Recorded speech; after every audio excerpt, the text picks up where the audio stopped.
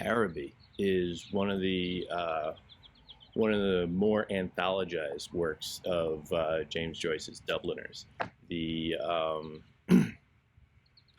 the concision of it is a extraordinary example of modernism in general, where there's very little happening on the surface, but through very specific suggestive details, you get a sense of this riotous drama happening just underneath the surface.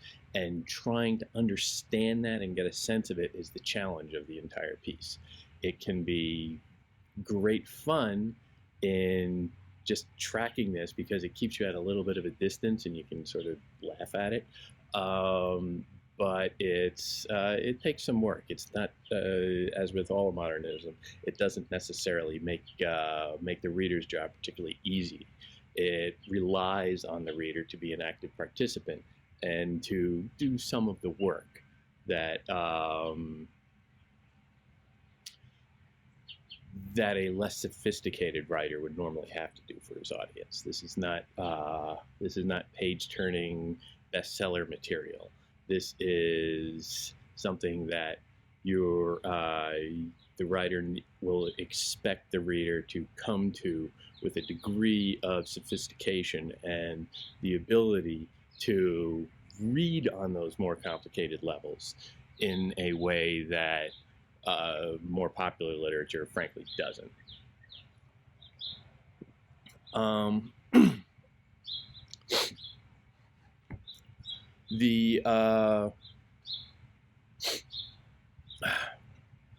The story begins very simply, and you can start turning pages before you realize that there doesn't seem to be that much happening.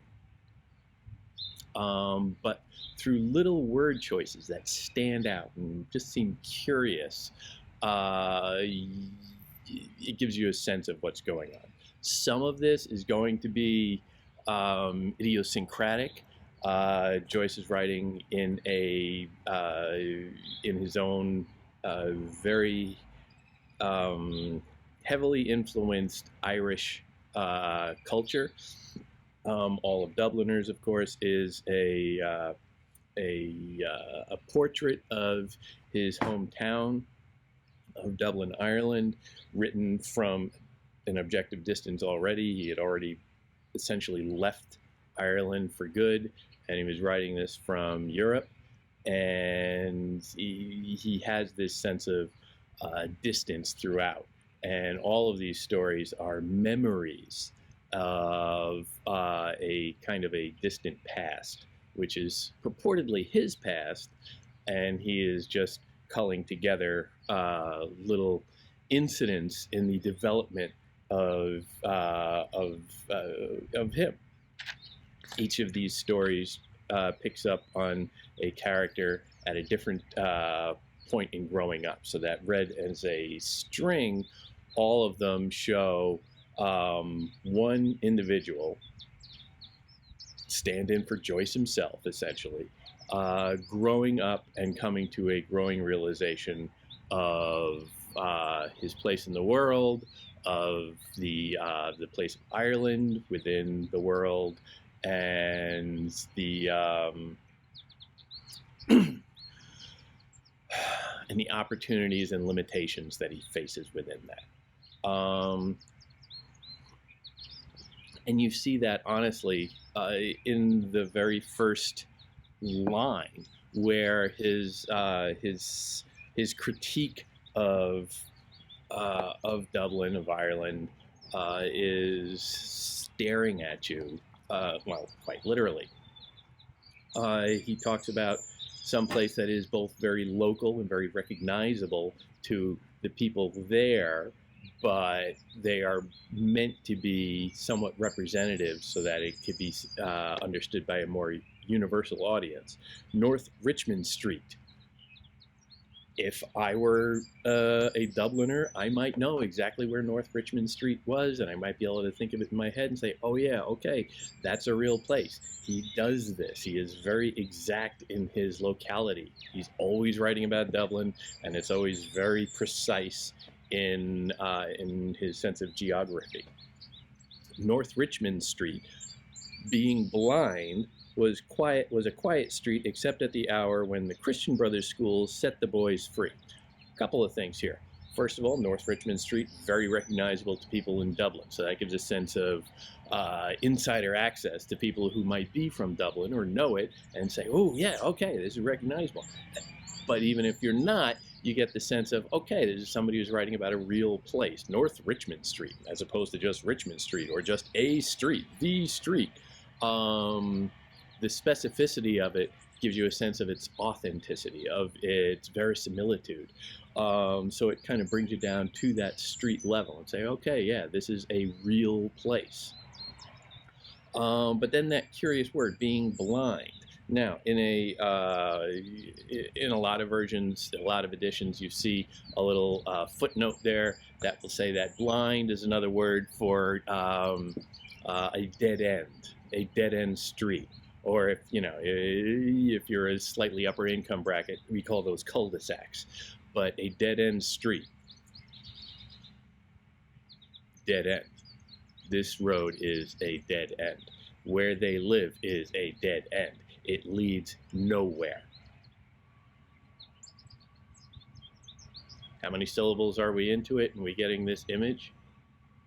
But it's not only that, because you get this sense of being blind.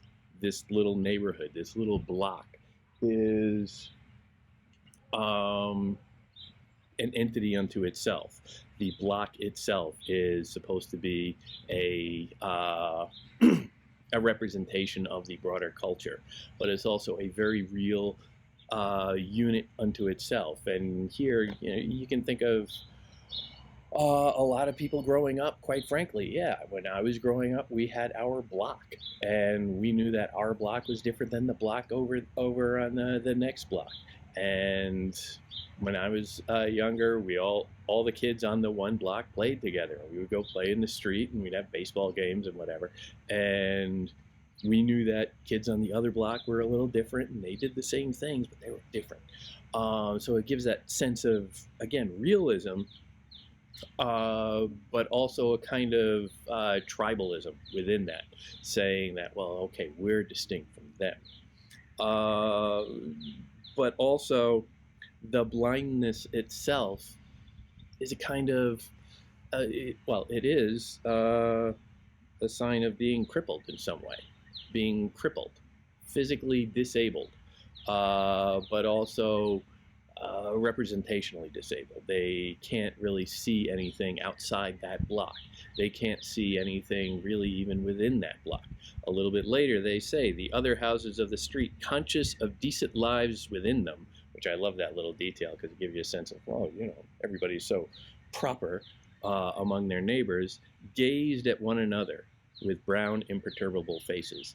The houses are all gazing at one another, theoretically blind to everything around them, but still just sort of gazing, which doesn't give you a sense of sight, but it implies that.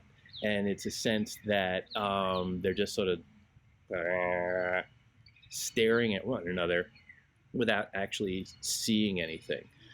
In between, you get that one sentence, an uninhabited house of 2 stories stood at the blind end. Again, that little repeated term. Now, he could have used a lot of different terms for this, and maybe this is a localism. I'm not entirely sure, but the fact is he had a very wide vocabulary, and I'm sure he could have come up with a couple of different ways to say this if he wanted to, but at the blind end, he seems to be driving that point. It's conspicuous. I don't know how conspicuous it would seem to a reader at the time, a Londoner or a Dubliner at the time, but again, that repetition, little detail, just stands out. Detached from its neighbors in a square ground. They are all detached. They are all somewhat separate. They're all isolated in their own way. Little things. He talks about the former tenant of the house dying in the back drawing room, and how it was kind of, this spooky little room in the back of the house. Um, Among these, I found a few paper-covered books, the pages of which were curled and damp. There were only a few books. They belonged to a priest, and they seemed kind of rotted. Curled and damp. They've been there. They're probably moldy at this point. They're not particularly vibrant anymore. And the books themselves, you can be forgiven if you don't really recognize any of these, but The Abbot by Walter Scott. Walter Scott was the great novelist of historical romance in Scotland in the late Romantic era, early 1800s. The Devout Communicant, I don't know exactly what that title is, but I'm guessing that it is something to do with religious practice, with how to be a good Catholic, probably, since it's in the house of a priest. And the Memoirs of Vidocq, which is just, it's pulp. It's, he was a character of the French Romantic era who wrote about crime. And essentially, the Memoirs of Vidocq are early, Paris CSI, very pulpy, sensationalist trash. So those three books that he mentions are essentially romance, religion, and trash. Not particularly interesting art from any perspective. But he says, I liked the last best because its leaves were yellow, which is interesting. He doesn't talk about the content of any of them, but just the superficial aesthetics of it, the plastic reality of it. It's tangible. It is an aesthetic judgment. That's what he responds to. He responds aesthetically to it, irrespective of the fact that the books are all kind of garbage and not really worth reading, which is an interesting detail. Also interesting in all of this, we're getting a couple of repetitions of the first-person pronoun I. There's no name attached to this. We don't really have a sense of a character. It's just I. Now, read in sequence, again, these are all roughly stories of Joyce's growing up, a Bildungsroman, as they would call it, the education of a young man. And that can be a little bit confusing sometimes. Read in isolation, we get a sense of, well, this is just a disembodied I. We have very few specifics to go on about this character. And so it's, when you don't have that many specifics of a character, the character seems a little bit more opaque, a little bit more abstract. And thus, maybe is supposed to be read as a symbol, as a representation, as an everyman, as they might call it.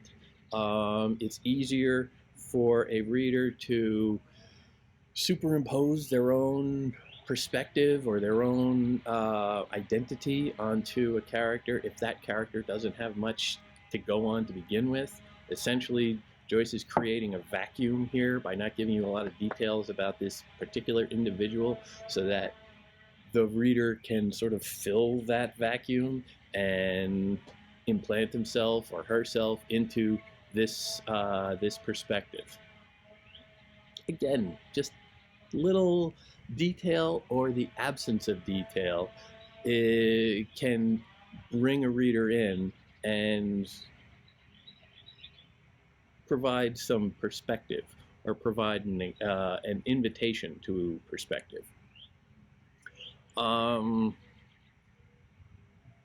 You get a sense of what life is like and how old this person is through the passages that follow.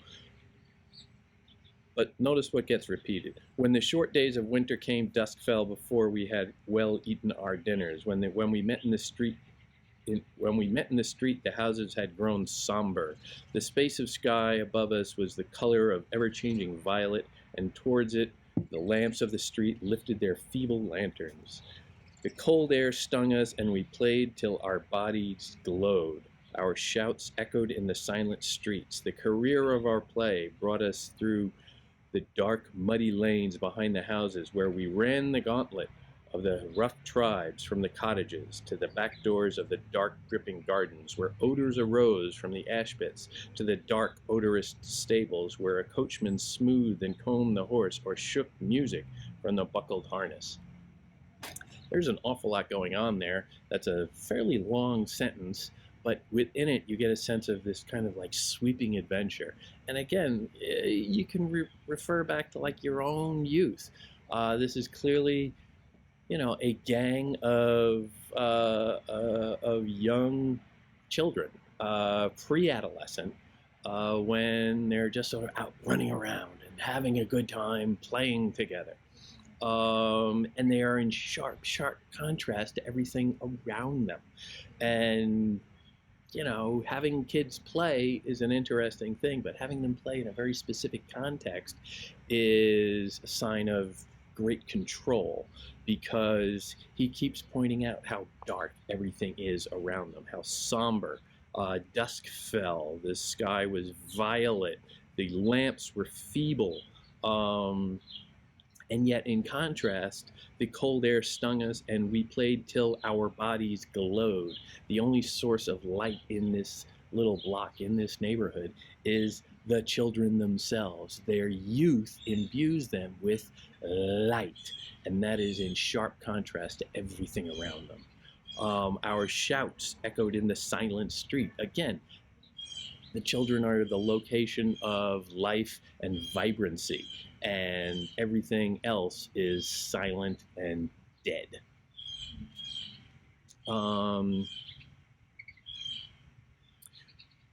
We ran the gauntlet of the rough tribes from the cottages. Ran the gauntlet is a medieval term, essentially having to do with knights and jousting and all this Arthurian stuff. And that's just a curious note to strike there, and it will be developed later on. But again, he's planting a little seed. When we returned to the street, light from the kitchen windows had filled the area. Or when we turned to the street, light from the kitchen windows had filled the areas. If my uncle was seen turning the corner, we hid in the shadow until we had seen him safely housed. Oh, a grown-up's around, so let's hide. But then, or if Mangan's sister came out on the doorstep to call her brother into his tea, we watched her from our window peer up and down the street. And here you're getting a real sense of suddenly something a little bit more serious. They're not hiding from this person. Now, first of all, it is clear at this point, in a way that it really hasn't been thus far, that these are all boys. Joyce is not trying to write the story of a young girl's perspective. I think the universality comes into it, but he is clearly writing a story of young boys. And here, a girl is seen as somewhat foreign and mysterious, and so they are forced to kind of hide, but still watch and just stare at it. Significantly, she is not given a name either. We don't have that many specifics about her. She is only identified as Mangan's sister. One of his friends, named Mangan, has what I'm assuming is an older sister. And so her identity is completely attenuated to another male, not a man. These are all young boys, probably, again, maybe 10, 11, maybe up to 12, we'll see. But clearly on that cusp of puberty, quite frankly, of adolescence kicking in. And the specter of the girl is very foreign to them. But they are intrigued enough that they watch her. We watched her from our shadow peer up and down the street. We waited to see whether she would remain or go in, and if she remained, we left our shadow and walked up to Mangan's step resignedly. She was waiting for us, her figure defined by the light from the half-open door. Her brother always teased her before he obeyed, and I stood by the railings looking at her. Her dress swung as she moved her body, and the soft rope of her hair tossed from side to side.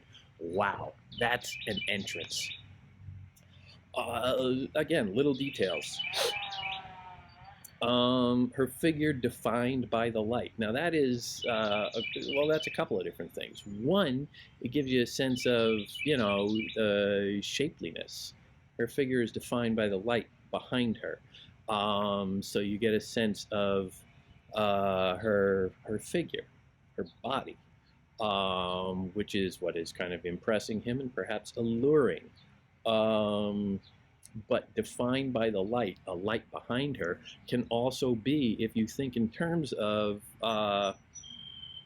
old medieval art and even up through the early Renaissance, you get a sense of a halo, this mysterious light that shines upon an individual to make them stand out. You always see in medieval paintings, and this is a heavily medieval type work, you see these portraits of individuals defined by a circle of light behind them, and that is a halo.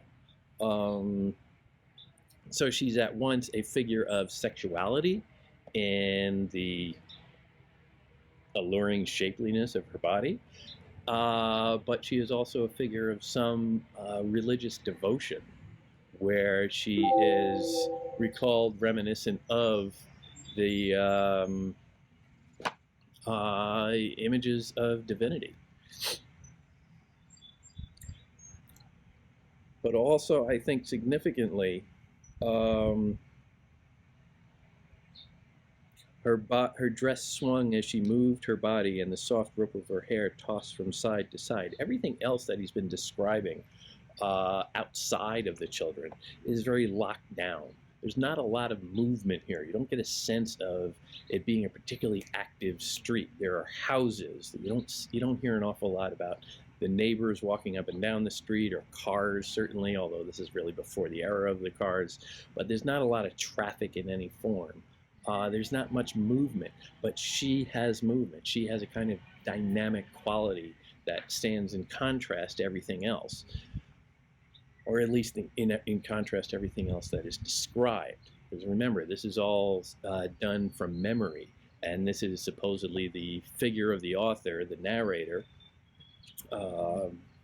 conceivably Joyce, reflecting on his past and remembering different things. So it's already being filtered through his memory. So you can't really trust that any of this is real so much as it is a recollected reconstruction of a reality that was long ago, and now it's gone through many layers of psychological filter. Significantly also, the difference in reaction to the appearance of this girl that I think is very intriguing. Her brother always teased her before he obeyed to go inside, and I stood by the railings looking at her. Her brother always teased her, as little brothers do, as pre-pubescent boys do. Teased her. It's a childish reaction to her.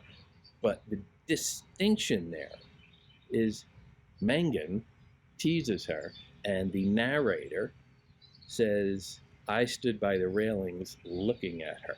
So already that sense of difference, where Mangan is still perhaps too young.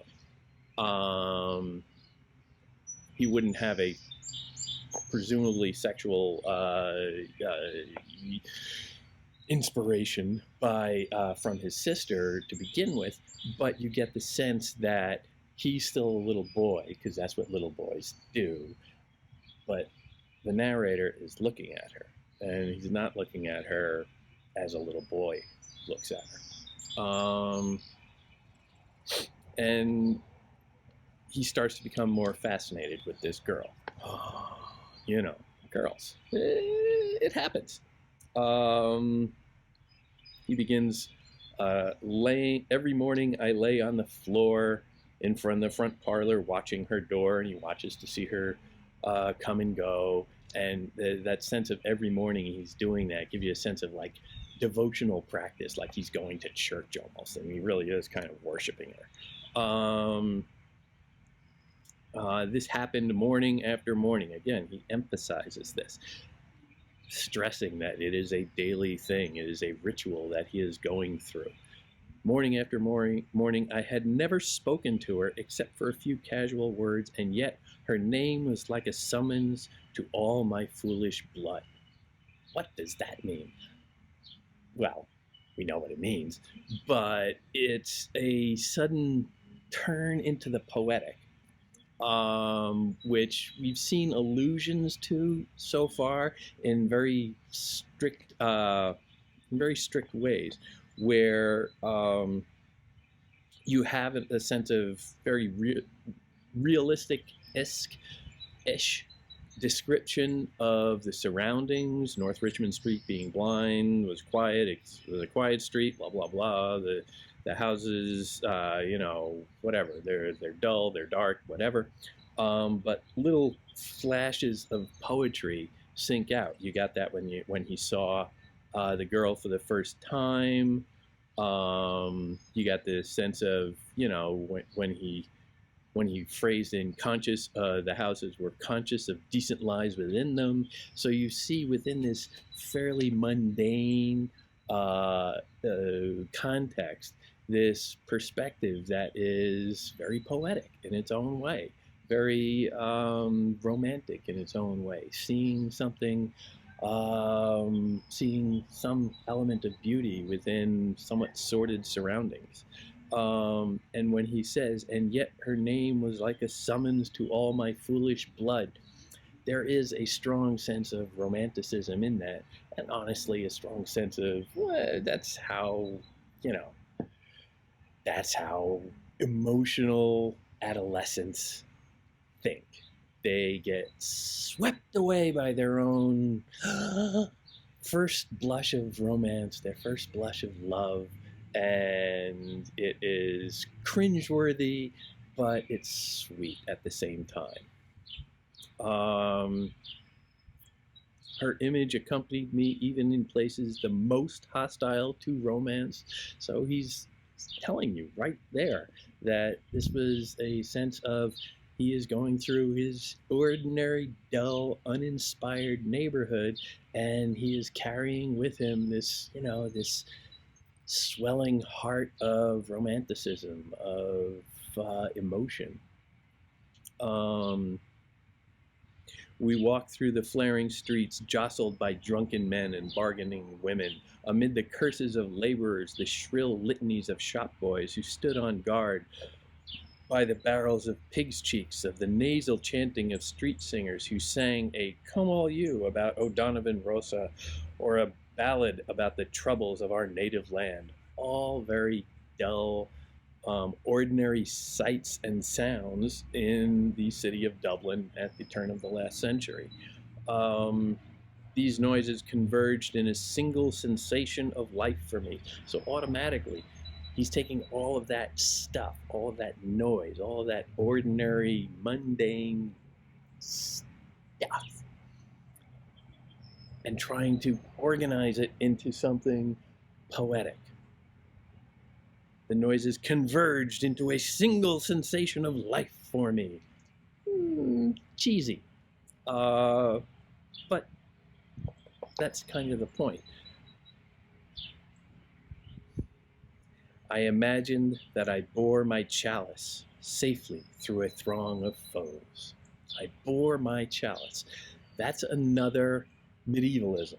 That is another sense of bearing a chalice. A chalice is a cup, but it's a cup with a certain religious value.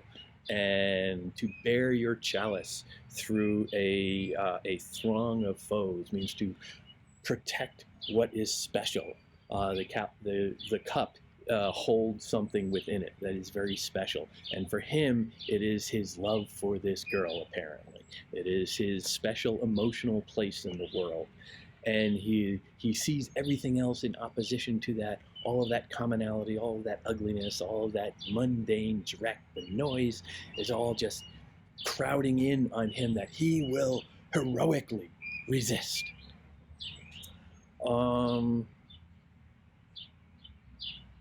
Her name sprang to my lips at moments in strange prayers and praises, which I myself did not understand. My eyes were often full of tears, I could not tell why, and at times a flood from my heart seemed to pour itself out into my bosom. Very purple romanticism here, very,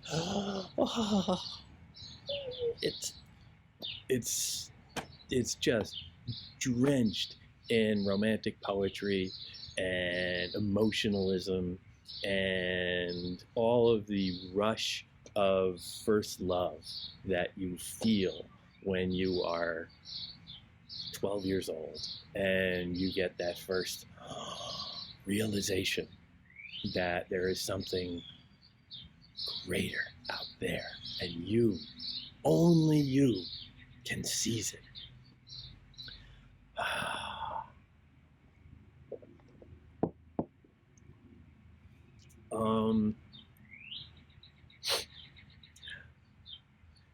One evening, he goes into the back drawing room in which the priest had died. You get a sense of it being a very dark, rainy evening. Suddenly, some distant lamp or lighted window gleamed below me. Again, light around the young person, the individual. He feels special. He feels illuminated. He feels enlightened. I was thankful that I could see so little. All my senses seemed to desire to veil themselves. Another sense of being blind. And feeling that I was about to slip from them, I pressed the palms of my hands together until they trembled, murmuring, "Oh love," many times. Press the palms of your hands together, prayer. To murmur, "Oh love," he is praying to love itself. But all he can do is pray to that many times. He's just repeating himself. "Oh love, oh love, oh love." He's got nowhere to go with that because he doesn't know. He's a little kid. He's like 12 again. He has no experience of this. He doesn't know what love is. He doesn't really know what adult love is in any sense, or real love. He's just sort of caught up in this disembodied emotionalism that is leading nowhere, kind of like a dead end. It is, however, well, at last she spoke to me. When she addressed the first words to me, I was so confused I did not know what to answer. She asked me, was I going to Araby? I forgot whether I answered yes or no. It would be a splendid bazaar, she said. She would love to go. And why can't you? I asked. Now that's your first direct speech in this whole story so far, which is significant. And it is during their first talk, their only talk really. She wants to go. There's this fair coming that is called Araby. We'll get to that.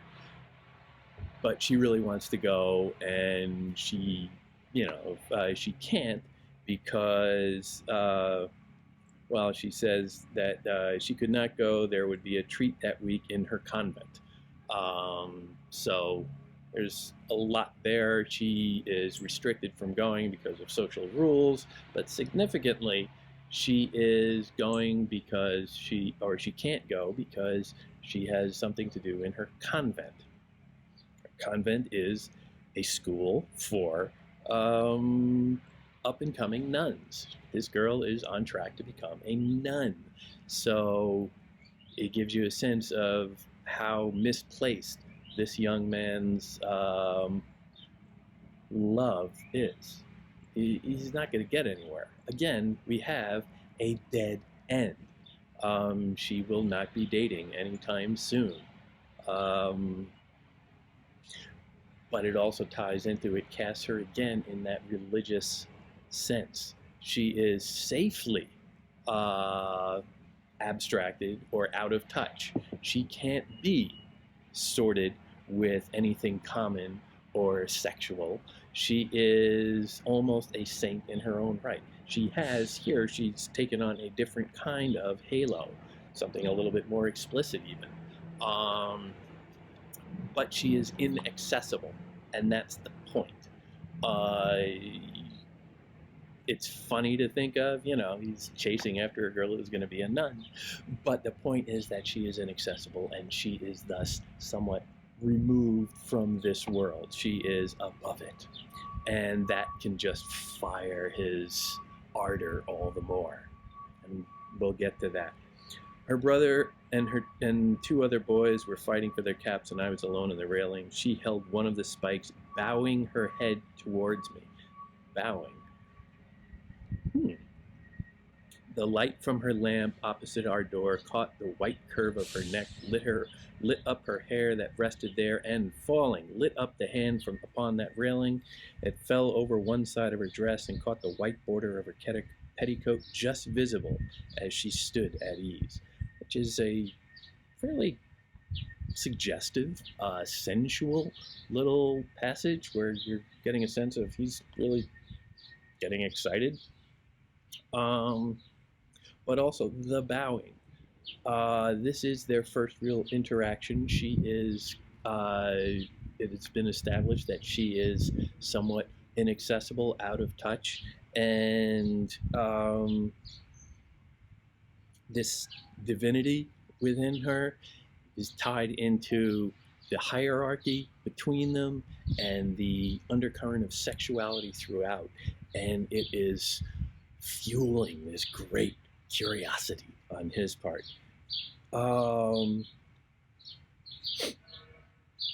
He said, if I go, I will bring you something. Which is nice. It can be read in many different ways. It can be read as casual, like, yeah, if I go, I'll pick you up a little trinket. A little keychain maybe. I don't think it's that. I think the tone is very different. I think you can read it as that, but the narrator is putting a little bit more emphasis on that line. I will bring you something. It is a quest. I will go where you cannot. I will retrieve something that is extraordinary, and I will bring it back to you. This is a hero's journey. Here we go back to medievalism. Here we go back to the grand old adventure tradition of a hero's journey that begins, honestly, in the ancient era. You can go back to the Greeks. It is it's the young man who feels, out of a sense of devotion to an ideal, the ideal being the girl, that he will do what cannot be done to impress her, to win something from her. Perhaps her love, perhaps her respect. But he will do it out of a sense of obligation, devotion to, if not her as an individual, then her as a representation of love itself, of the kind of ideal that inspires him. And you can see this sort of dynamic in that word, that detail, that she bowed her head toward me. With bowing, who bows? What is bowing about? It's a social nicety. It shows respect. But bowing is most literally and most usually associated with royalty. And here I would say that he is playing upon old images from the medieval era of knights in shining armor and the ladies that they serve. And the most extraordinary example of this is Lancelot and Guinevere from the Arthurian tradition, where Guinevere was the inaccessible wife of the king and King Arthur.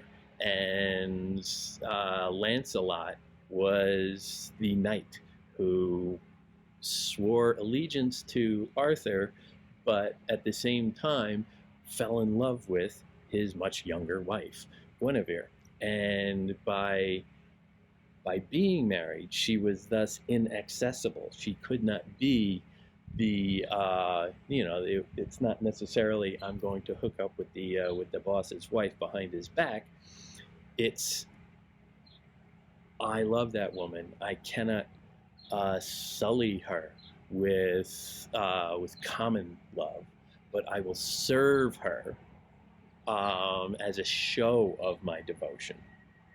And that's where the quest comes in.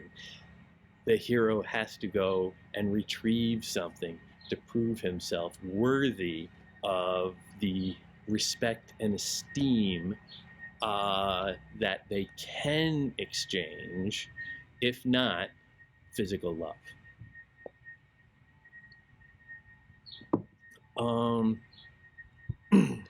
So he promises to go get her this thing, and it's a little vague as to what he's planning to get, but he's going to go get something. So he's built this up in his mind. Araby, this great, it's a county fair, essentially, a traveling circus almost.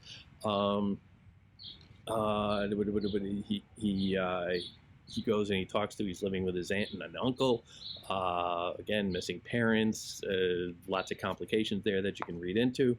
He lives with his aunt and uncle and tries to get them to promise that he can do this, that he's allowed to go to this place.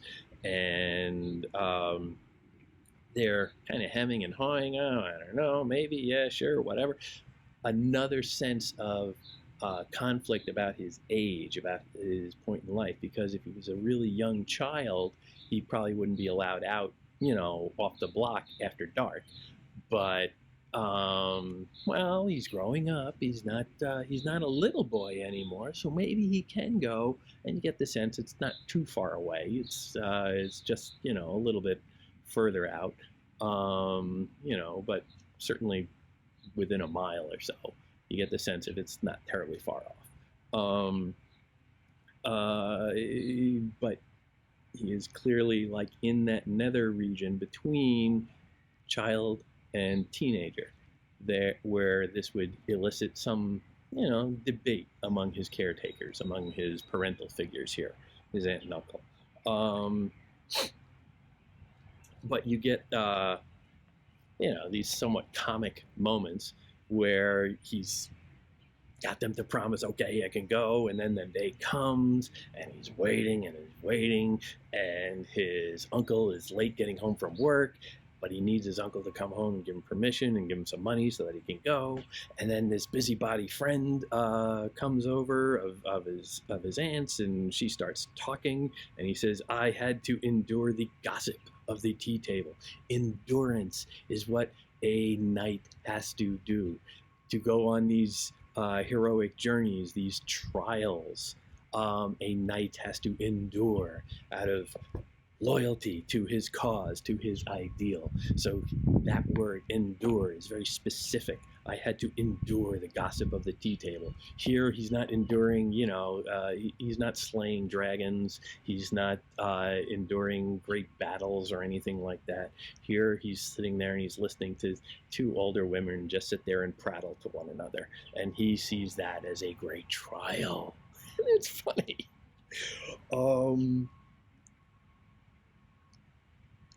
His uncle comes home.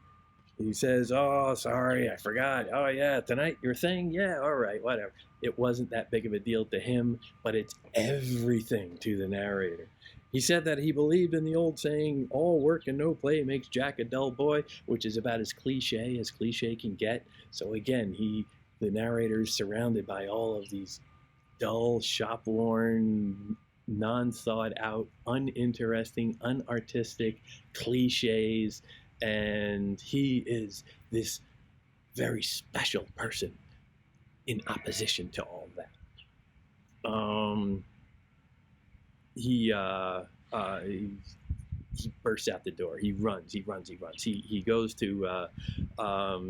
the bazaar. He gets a train or something, or a carriage. I don't know. Yeah, bear carriage.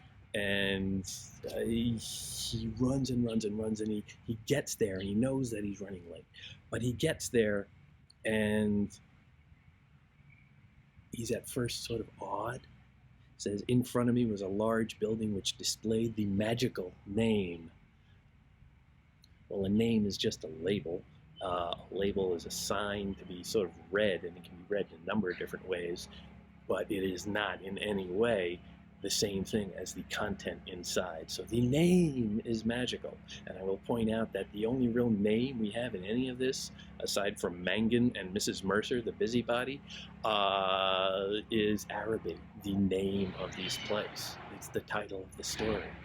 So this name is supposed to be conjuring all sorts of images of wonderment and have all of this importance, but isn't an accurate representation of what is behind that name. And he gets in, and it's kind of over. It's kind of empty. Clearly, it had maybe, more of a crowd earlier, but now everything seems to be packing up, and it looks all kind of cheesy. I found myself in a big hall girdled at half its height by a gallery. Nearly all the stalls were closed, and the greater part of the hall was in darkness again. Darkness is seeping in. I recognized a silence, more silence with the darkness, like that which pervades a church after a service. Another religious reference, but again, a very evocative image of everything's over. Religion, like the dead priest in the beginning, religion might be over. Spirituality might be over. I walked into the center of the bazaar timidly. A few people were gathered around the stalls, which were still open, before a curtain over which the words Café Chantant were written in colored lamps, which sounds kind of cheesy. Colored lamps, I don't know. It seems cheesy to me. Two men were counting money on a salver. I listened to the fall of the coins. It ends with that line on that paragraph. That paragraph ends with that image, and so it's about his first impression. This whole paragraph is about his first impressions there, and the impression ends in the money.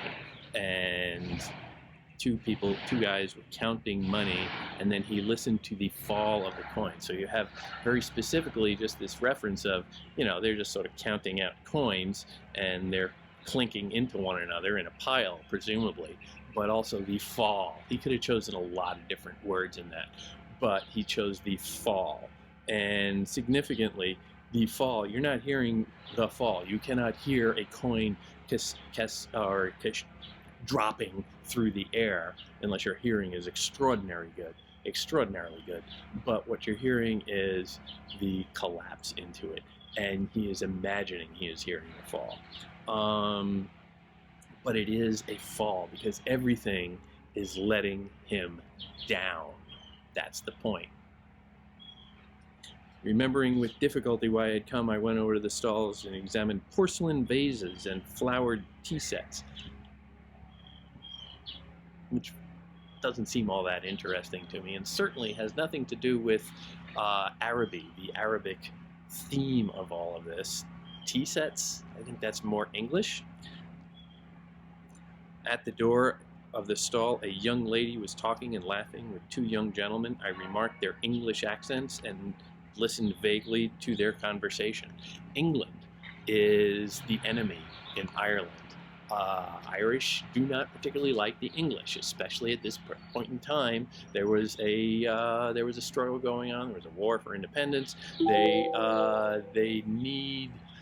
The Irish are feeling greatly oppressed by the English, and they want to get out from under English control. So when you have somebody showing up with an English accent in Ireland, from an Irish perspective, it is almost always the sign of someone you really don't want to be there.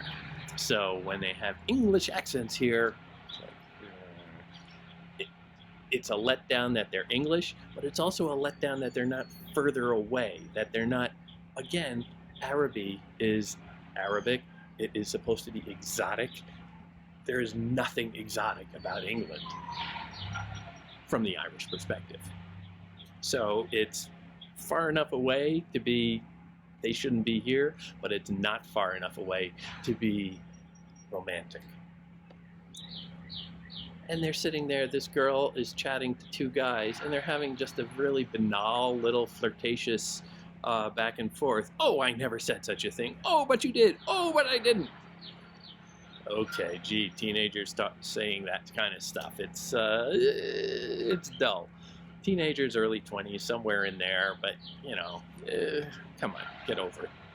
It's tedious. But this is the stuff of actual male-female romantic relationships. It's trite, it's tedious, it's cliche-ridden, but it's how human beings tend to get together. And it stands in sharp, sharp contrast with this sense of knightly honor that the narrator has been carrying through. Observing me, the young lady came over and asked me, did I wish to buy anything? All she cares about is like, let's get rid of this little brat. You want to buy anything, kid? The note of her voice, the tone of her voice was not encouraging. She seemed to have spoken to me out of a sense of duty. He has been feeling a sense of duty throughout, one that he imposed on himself, a duty to serve his lady. And this girl's duty is just, all right, you know, I'm getting paid a couple of bucks an hour to sit here and try and rake as many coins out of you suckers as I possibly can, because, you know, that's what we do here. But, you know, I'm tired and I really want to go home, so if you're not going to buy anything, scram. I looked humbly at the great jars that stood like Eastern guards, very exotic and emotional, very romanticizing of these things, at either side of the dark entrance to the stall, and murmured, no thank you. You can't really romanticize this anymore. It's all just so cheap and sordid. The young lady changed the position of one of the vases and went back to the two young men. They began to talk of the same subject. Once or twice the young lady glanced at me over her shoulder, probably a little suspicious, like, he's not stealing anything, is he? Or is he still here? I really want him to get the hell out of here. I lingered before the stall, though I knew my stay was useless. He's reaching a sense of futility in what he's doing and what he's been trying to do, to make my interest in her wares seem all the more real. Then I turned away slowly and walked down the middle of the bazaar. I allowed the 2 pennies to fall against the 6pence in my pocket. I heard a voice call out from the end of the gallery that the light was out. The upper part of the hall was now completely dark, so the darkness is coming back. The light is now completely out. The light of youth that we saw at the beginning, where it was always glowing, their bodies were glowing because they were young and vibrant, that has all been extinguished. The power and the spirit and the romance of youth is doused because he's seen how cheap and meaningless this all is. Gazing up into the darkness, I saw myself as a creature driven and derided by vanity, and my eyes burned with anguish and anger. So again, this sense of opposition, of fury at the mundane and the tawdry character of life around him that he feels too special to be a part of. He is caught within it, and it is sucking that life, that light out of him.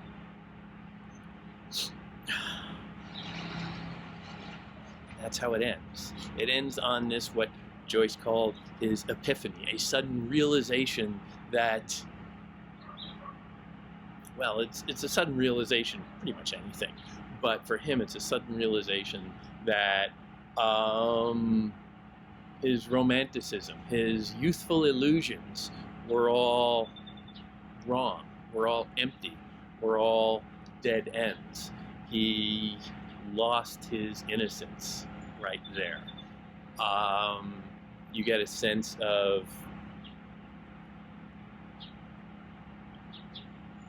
bitterness at the world that had to do that to him. Why couldn't it just let him live with some of these romantic pretensions just a little longer, so he can enjoy them, so that he can go out and have a real first romance, so that he can feel love in a way that's special and not tawdry.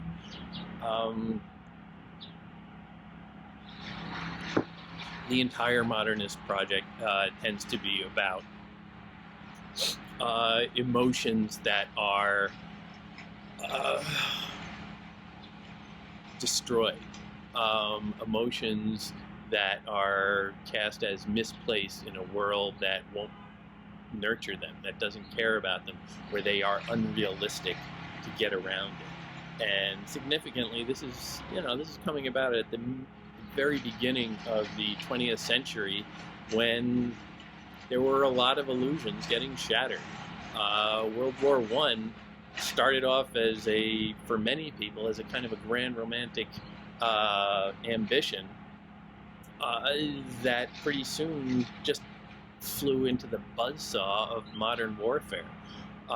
Technology was a hugely alienating weapon in the war, where the opportunity to be a hero, to be a knight, even to go off to war and do as knights do and fight for grand ideals, died in years of trench warfare, with mustard gas being tossed at you and machine guns just firing endlessly at you. You don't get to stand up with a sword and feel valiant in those moments. You just turned into a pile of meat.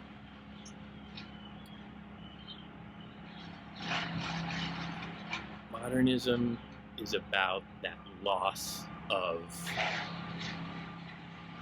illusion. The illusion of emotionalism, which the moderns tend to really associate with romanticism, and they rejected all of that. It was wholesale. Just, no, romanticism is bad. You cannot live on emotion.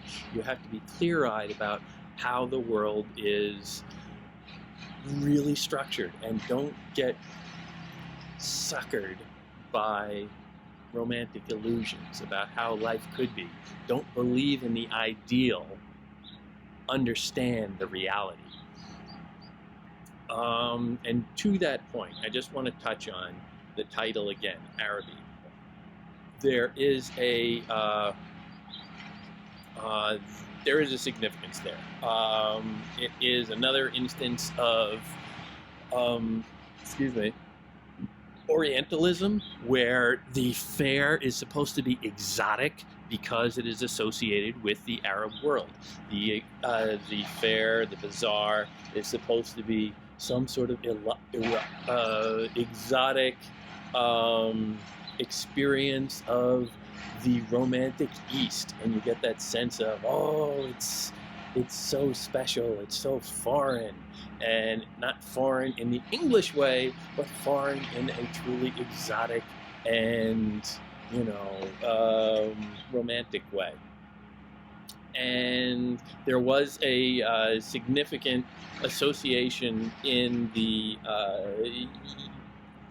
Irish mind of the time with the Arab world, and because the English had largely colonialized many chunks of the Arab world. And so the Irish, who were also colonialized and fighting against that, felt some affinity for the Arab world in this. The Irish nationalist movement at the time made, many gestures and references in its art and literature to the Arab world, and to try and strike up a bit of a alliance, almost not necessarily a political, but a cultural alliance against the English oppressors. And Joyce was not necessarily part of the Irish nationalism movement. He had a very troubled relationship with his own Irish identity, so he was never going to go in for that. But he did feel this tortured connection to his homeland of Dublin and Ireland in general. And you can see that in this story, because it's all told again from it's all told through a kind of distant past. It's a recollection, a memory. All of the details he's citing aren't necessarily details that existed, but they're details that he sees organized in his own mind. And that process structures them into a kind of meaning. So again, you are removed from the story. The story, or the facts of the story, the content of the story, aren't necessarily what may or may not have happened at any one point, because that would be too easy for a modernist artist to really deal with. They're not interested in creating reality. What they're interested in is getting inside the mind. And here you see the mind of someone who is recollecting this fairly mundane little moment in their adolescence and imbuing it through all of these suggestive details, imbuing it with a kind of power and significance and meaning way above what actually happened. I mean, this is the kid liked a girl and he went to a little fair to try and buy her a trinket, and he couldn't. That's the plot. But everything over it and under it is really what makes it live, what gives it something special. And it is the reading of that substratum that is significant here, because all of the surface is kind of trite and stupid. Who doesn't have a story about when they were a goofy adolescent? But it's the underneath, and it's the faith and the command of the art on the reader, the command to the reader, the faith in the reader, whatever, to do that work, to dig down, to have the sensibility, to have that same romantic, artistic, aesthetic tendency that you see the narrator here having amid all of this sordid common detail around him, to have that sensibility to dig down and bring out what is significant, just like the narrator is always sort of looking around at very ordinary stuff that nobody would look twice at, but responding to it aesthetically, responding to it with a little bit of thought, a little bit of feeling, a little bit of resonance for what it can really, really mean. And it's that meaning that gives broader meaning to his entire life, because without those moments through this story and through all of the modern era, you can get swamped by the dreck, by the commonality, by the ugliness, the tawdriness, the cliches, the crap. But if you remain alive to those little moments, those little sensations that crack you into a broader understanding, a deeper sensibility, a appreciation of beauty, that's what makes the rest of it endurable, and that's what gives meaning to everything. And that's modernism, that's Joyce, that's art at its best.